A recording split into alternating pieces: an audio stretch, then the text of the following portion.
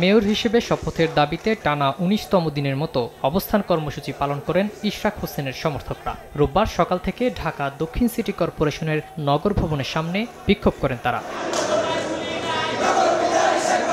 ইশরাককে দ্রুততম সময়ের মধ্যে শপথ আয়োজনের দাবি জানিয়ে আন্দোলনকারীরা সামনে আরও কঠোর কর্মসূচি দেওয়ার হুঁশিয়ারি দেন। স্থানীয় সরকার উপদেষ্টার পদত্যাগ দাবি করেন ইশরাক সমর্থকরা।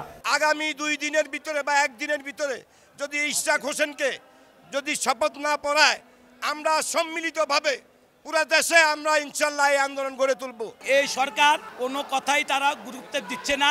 আজকে ঢাকারবাসী অস্থির হয়ে গেছে। সরকার ইতিমধ্যে যে টালবাহানা শুরু করেছে তাকে নিয়ে, তাতে আমরা আগামী যে নির্বাচন সেটা নিয়ে আমরা সংশয়ে আছি। ফ্যাসিস্ট সরকারে বিদায় করে আবার যদি আমাদের দাবি করতে হয়, তাহলে মনে হচ্ছে যেন আমরা আবার সেই পেশিবাদের দিকে আমরা এগিয়ে যাচ্ছি। ইশরাকের শপথ নিয়ে গড়িমসির পেছনে রাজনৈতিক হীন উদ্দেশ্য থাকতে পারে বলে মনে করেন তার আইনজীবী। দুইটা কারণ থাকতে পারে।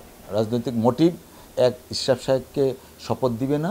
আরেকটা মোটিভ হতে পারে নির্বাচন কমিশনকে কিছুটা বিতর্কিত করা। ইশরাক হোসেনের শপথ আয়োজন না করে এই সরকার ফ্যাসিবাদী আচরণ করছে বলেও মন্তব্য করেন আইনজীবী।